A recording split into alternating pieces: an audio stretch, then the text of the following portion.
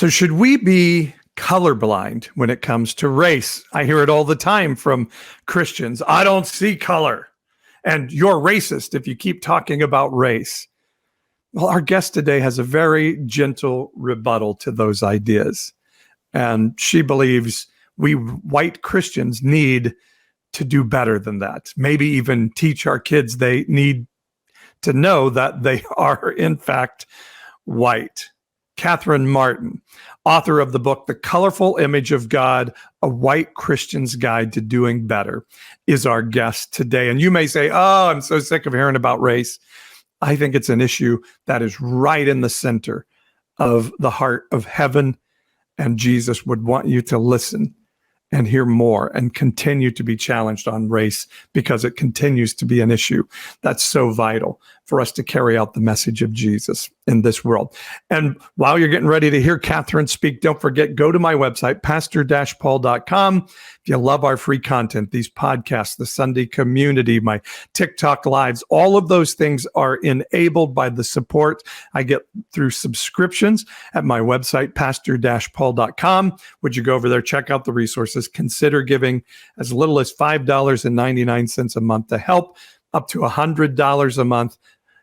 Whatever you can give, I will love you for it. Now, here's Katherine Martin, our guest, the author of The Colorful Image of God, A White Christian's Guide to Doing Better, on part one of our conversation with her on the Post Evangelical Podcast.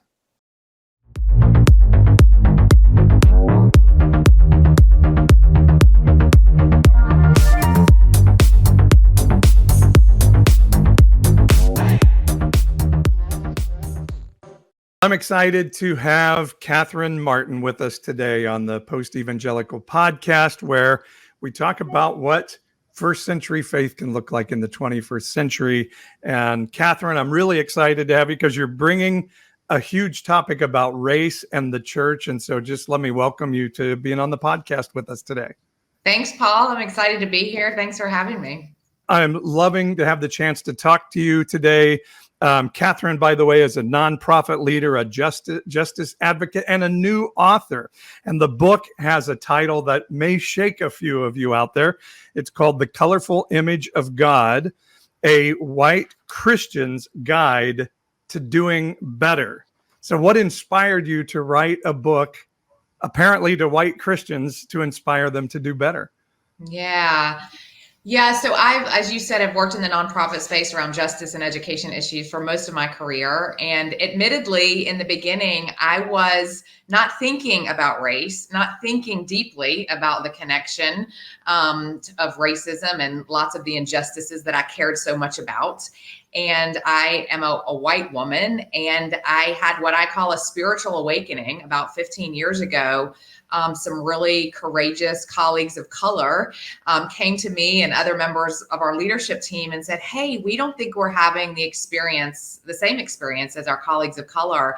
And that was a big wake-up call to me. And so it began a journey of learning and really trying to listen to authors and activists of color and understand the history of the United States in different ways. And as I was reading and learning, over a decade ago, I kept thinking, gosh, like a lot of the reading I was doing was from a secular lens, but I kept thinking, I'm pretty sure Jesus would be aligned to a lot of these same things, right? Like our God of justice cares so deeply. And why isn't the church, at least the churches that I've been a part of, like, why aren't we talking about racial injustice as one of the key things going on? And, that was 10 years or so ago. Obviously, in the last couple of years, we've seen lots more talk about race and racism, which I think is a good thing. But still, a lot of white people either don't want to talk about it or some still in denial about even its very existence, structural racism in our country. And so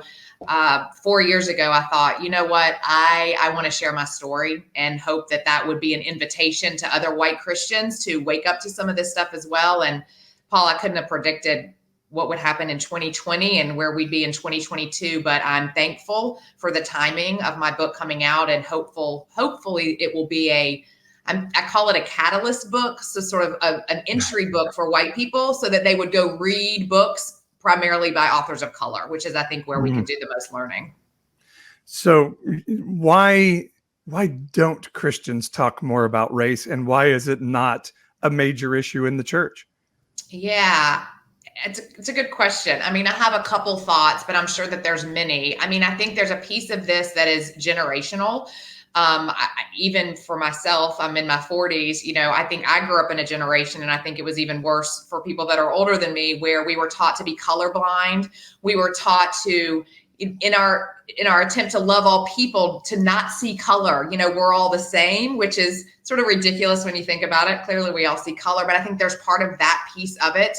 I also think, I mean, if you look at history in the United States, and that's primarily where I've done a lot of my study, the church has been complicit in a lot of racist things. And I think there's a tension there, right?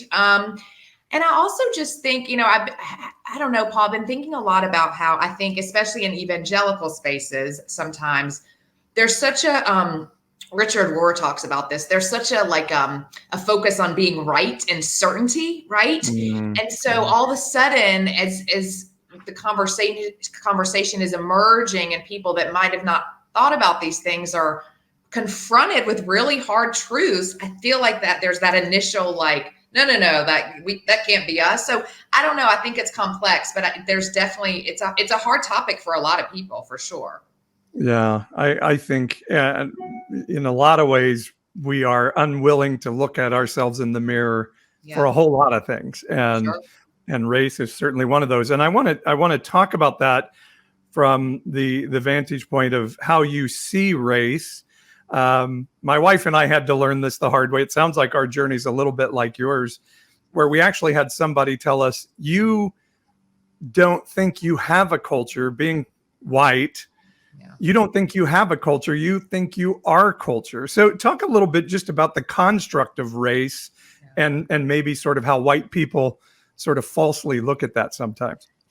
Yeah, I mean, one of the biggest things I always want people to learn right off the bat is that we made it up, right? Like, race is a social construct. Like, we made it up. And I think when you look at, the United States in particular, white people made it up to benefit themselves, right? We first hear this sort of white person phrase in like colonial Jamestown, right? And it was really about trying to separate and pull away from those that had Black skin, or, Native Americans, right? But we see this being really used really early on. And then over time, we kind of got to pick and choose who could be, deemed white based on what we needed. So when we needed more people to sort of join a political issue, then all of a sudden, like, the Irish could be white, even though in the beginning they weren't seen as white, because we needed their labor and things in other ways. So we see this progression. And so it's always been whiteness about hoarding power, wealth, right? And so, but we made it up. And I think for Christians in particular, I think it's important to recognize that, in the Bible, like, there is the phrase race is used, right? And God's referring to a human race, right? That all people, and I believe this fully, all people were made in the image of God. All. Let me repeat that, all. And so I think that, the intent, the beauty and the diversity of cultures and languages and all that was the intent, but never was the intent that there should be any sort of superiority or racial hierarchy, right? And that's what white people created ultimately for the exploitation of other people, right? So yeah, it's made up, is what I want white people to know. Yeah. And then, a pope has a painting of Jesus made that actually is a picture of the Pope's son, and is the depiction of Jesus as a white person. And I don't know if this is stunning to people to hear, but Jesus was not a white person. He was a Middle Easterner. He was a very normal Middle Easterner in ancient Palestine. And so it's kind of crazy. We got that. And, you talked about the Christians need to do better, and that we really haven't focused on this in the church. And why do you think Christ, were he incarnate in America today, would want to focus on the issue of race? Yeah, well, I mean, I think it's one of the biggest places of division, first of all, right? And I think that Christ is about unity. I also think that um, we all have the stamp of God in us, and we are beautiful humans with dignity and worth. And so, in our context, it is brown and black skinned people that are dehumanized, and I think it does break Jesus's heart. I mean, I think any group of people where you take some aspect of their identity and they are less than. I mean, we could talk about this with lots of pieces of one's identity, but I think in our context, race has just been the thing that, and especially, anti-blackness. I think, all people of color are certainly oppressed in our country in some way, but I just think this anti-blackness, this idea that we have literally taken a whole beautiful group of God's people and made them less than, I just think is so antithetical to the gospel. Yeah, it seems to me like the Samaritans are a good representation of the Bible's never-ending command to care about the poor, the marginalized, the outcast, the widow. They were the marginalized people. They were a race that were seen as less than. Yeah. So I don't know, would you see it that way when Jesus is sitting with the Samaritan woman at the well? Not only is he sitting with a lower race, but a lower gender, and giving her value. And to me, that's a sign that Jesus wouldn't be a part of this racial division at all. Totally agree. I mean, all the groups of people, and I think there's sort of modern day versions of the group that Jesus were walking with, like are the people that I think that, sort of the white Christian, often male, able-bodied, straight. I mean, that is, anyone else that does not fit that mold are marginalized in our nation. And I think that Jesus, I mean, he would have that flipped, right? Like he was all about sitting with and honoring the marginalized, right? And that was the essence of his life. And I think that's where I get riled up sometimes about the church. Like, are we really trying to be Christ-like in that way? Or are we also just trying to hold on to power and money like the rest of society? And sometimes I don't think we look different, right? And some individuals do. I say on the whole, we don't always look different, right?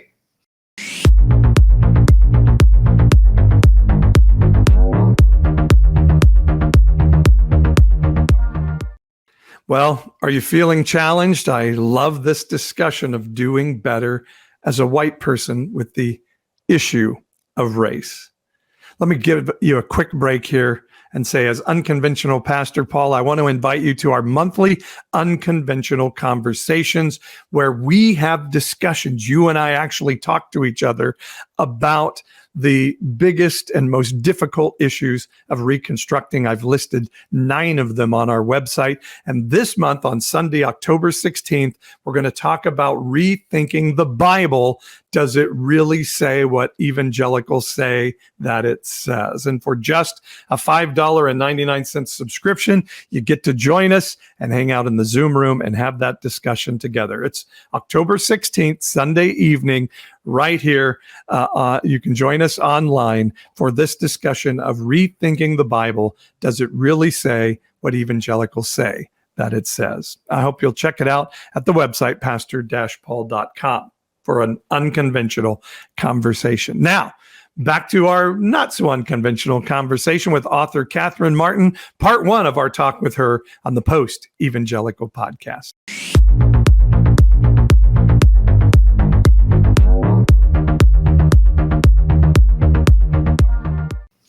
Yeah, and again, I'd like for you to go more into that idea of color blindness. I hear this from people all the time, and they will quote Martin Luther King Jr. or Reverend Dr. Martin Luther King Jr. and say, I hope that one day we won't see race, that all the kids will sit together. I don't think that's what he was talking about, and it's, I don't know, is it just silly of us to say I'm colorblind in this culture today? Yes. Well, one, I think that Martin Luther King is probably one of the most often misquoted, or one of the best examples of taking one sentence out of context of who he was and what he believed in the time, especially on MLK Day. And so let's go back and learn from him and all his teachings, right? That said, I do think it's silly, Paul. I mean, just from just color in general, right? Like, we see color, like we see the grass, we see the sky, we see flowers, like we see color. And so to say that we don't see the color of someone's skin doesn't make sense. So like, we do see color, and there's so many studies of babies and toddlers, right? They see color at a really early age. And we could talk about this too, but then they're also, sort of being shaped by this really racialized society where they begin to associate certain colors with good or bad, which is a whole nother thing. But like, we do see color. And I actually think for people, if people could just sit with this and put yourself in the shoes of a person of color, for someone to say to a Black person, for example, I don't see your Black skin, I just see Katherine if I were Black, right? Like, it's like, wait a minute, like, but my Blackness is like a part of me. Like, God created me just in the same way that so many other elements of who I am. And so to say that, I think is really, it's hurtful, it's damaging. It's not recognizing the beauty and of someone's culture, right? So I hope that argument goes away pretty quickly. I think more and more people are recognizing that and trying to teach their kids differently than maybe even they were taught. But yeah, I hope that one goes away, the colorblind thing. So how do we lean into that? Is it a case of, I see your color, and I guess even starting to say, and I'm aware that I grew up in a culture where your skin tone taught me in some ways you're less than me, even if I don't want to admit it? Maybe, I don't know, do we just embrace that and then start to walk through what that means to us and how we live differently through that? Yeah, I think that's a piece of it. Like, I think there's so many layers to this, right? So I do think for white people that are beginning their racial identity journey, or even just hearing things in the news and thinking like, why is everything about race? I do think there is an important element of doing your own racial identity work, right? So that could look like, a lot of scholars will talk about writing your own racial autobiography, for example, trying to go back in childhood. Like, when did you first know you were white? When were you around people that weren't white? Where did you get your messages? And what were your earliest messages about people that were Black, or people that were Latinx, or an immigrant family, or whatever the case may be, and sort of unpacking that. But there's so many resources out there. But I think that first part is awareness of like, I'm white. We made it up, but that comes with something, right? Like, you can't talk about racism without talking about like white superiority, right? Or white supremacy. I know that word scares a lot of people, but like, I think there is just this understanding. I think it's a word we need to use, white supremacy. Okay. And again, I do. I think we need to embrace, like, I was taught this either covertly or very openly, and deal with it. So sorry to interrupt you, but no, white supremacy is a term we need to use more often.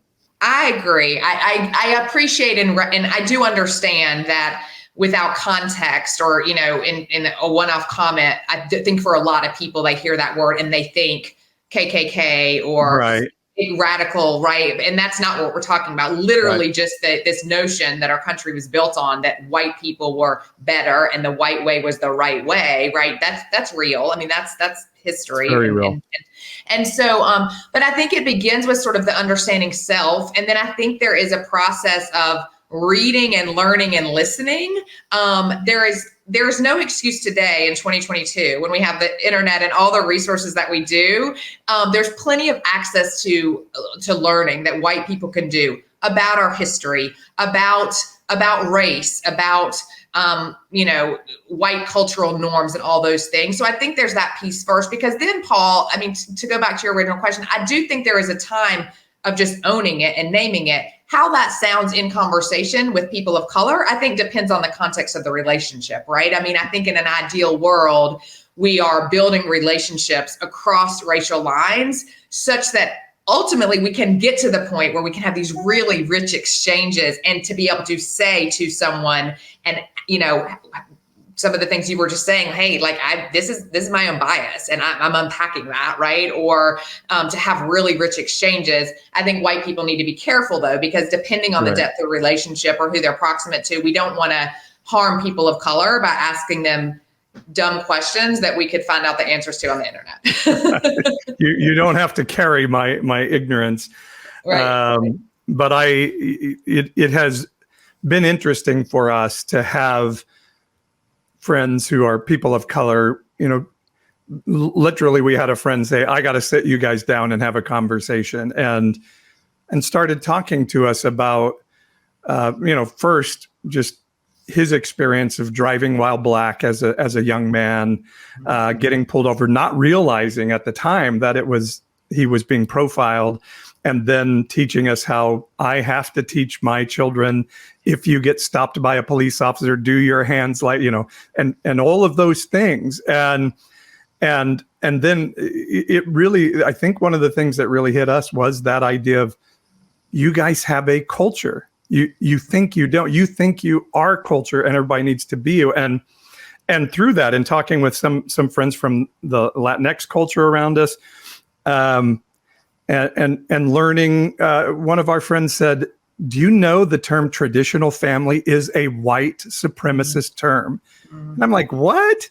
That's a biblical term." And then I actually went and looked at the Bible, and there was no such thing as the mom, dad, white picket fence, American white Christian home. Yeah. And even that had its roots in sort of a eugenic idea of, we need more white babies in America. And once you start hearing this stuff, and I know white people get resistant to, like, I don't want to tell our kids they're racist, and we get defensive about that. But I actually entitled our time together, "Do we need to tell our children they're white?" And I think I may have got that concept from your website. I'm not exactly sure. Yeah. But what does that conversation with our children look like?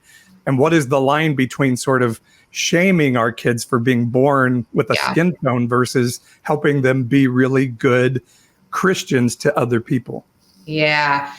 This is great. There's also a ton of resources out there from real experts doing a lot around, how do you have these exact conversations? But I'll say a couple things. I think one, whenever we're talking about racism, it's helpful to talk about sort of individuals as well as systems and structures, because I do think that both matter in terms of dismantling systems of oppression in our country. Like the individual, like we all have implicit biases, we all have prejudices that we carry, and there are people that have racist tendencies and thoughts, right? So there is the individual, and that heart change matters. But even if someone was perfect, which they're not, and didn't have any of those thoughts, there still is institutional and structural racism. And so that is a big thing. So even I think sometimes white people can, but I love all people. And I feel like, I would never, hurt a person of color. I do stop the racist joke and all these individual actions, but we need to understand racism as a structure too, right? Beverly Tatum talks about this in her book, Why Are the Black Kids Sitting Together in the Cafeteria? Of like, if you could define racism around the structure too, that's helpful. So I think I say that, Paul, because I think with kids, there's age appropriate things to talk about. I have a 5, a 7, and an 8-year-old, and the structural part of racism is really hard. I've tried a couple times when we've talked about criminal justice, and it's challenging. But I do think there are some easy ways to introduce that. I mean, one, just getting comfortable naming race. You know what I mean? Like it's and having access to things in our homes. I'm white and my husband's white, so we have 3 white children. So I want to make sure that our literature has absolutely white kids that they can see themselves in, but black and brown kids too. I want to make sure that they have the white baby dolls they see themselves, but I want to have the black baby dolls too, right? So there's some simple things like that just to be comfortable with naming skin tones, right? And then we can explain things like melanin in pretty basic ways, right? And kids can get that. Oh, why is their skin darker? Well, it probably has to do with where their ancestors were born in the world. Like just kind of, and kids are like, okay, cool, right? And then I do think when the time is right, and I think we probably started these conversations with our kids, 4, 5, 6, to just let them know that they do have white skin, lighter skin, and that that carries with it a meaning. And in a home where we're trying to raise our kids to love Jesus, we can say, like, God never intended that, like, you would be treated more special than, pick a friend at school. We're lucky they're in a really diverse school. But you know what? You automatically get some benefits just because of your white skin, right? And so there's ways to talk about that. And then I think there's ways, again, in age appropriate fashion, to bring them into what's going on in the world. I mean, when there are, shootings, I mean, when we've gone to local protests, to be able to explain to them why things happened, and we've had to answer some tough questions. No, not all police officers are evil. Gosh, no. I mean, I'm related to one, right? I mean, but just kind of explaining like some of that stuff. And I think that is a conversation that I hope will continue for the rest of their lives. Yeah. The documentary, I think it's called 13th. I'm sorry, I don't know if you've seen that one, but I highly recommend that to everyone, because I truly believe, I want to take a quick break here, because I know you had offered to give some books away, and we didn't talk about this before we got on the air here. I would love for you to be able to give a book away. Do you have an idea of how to best do that, or do you want me to come up with a way to do that? What sounds good to you? If you can come up with a quick way and we can somehow draw names, or I don't know, I'm happy to, have somebody email me on my website and then get an address. But I'll just do it this way. The book is The Colorful Image of God, a White Christian's Guide to Doing Better. And I was just going to say the same. Go to my website, pastor-paul.com, which is on the screen if you're watching us on YouTube or Facebook, pastor-paul.com if you're listening on the podcast. And you just send me a message and sign up for my newsletter there, and we'll draw out 2 or 3, whatever Katherine is willing to give us in the books, and we'll make sure we get it to you.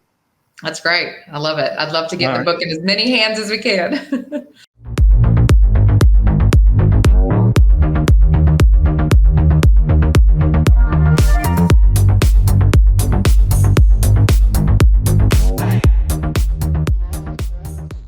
Okay, this conversation isn't over. Part 2 is coming up with Katherine, and she's going to discuss the idea of implicit bias, and does it exist in Christians? And if it does, is it a sin?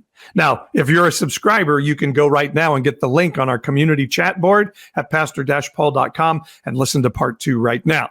Otherwise, you'll have to wait till the next issue comes out, or go be a subscriber yourself for as little as $5.99 a month at the website, pastor-paul.com. And anything you give up to $100 a month helps keep all this free content coming. Sorry for hitting the mic there. And thank you. And you'll have my love for anything you can afford to do. And if you can't, we still love you and tell you our message that God is not mad at you. We'll see you next time for part 2 with Katherine Martin on the Post Evangelical Podcast.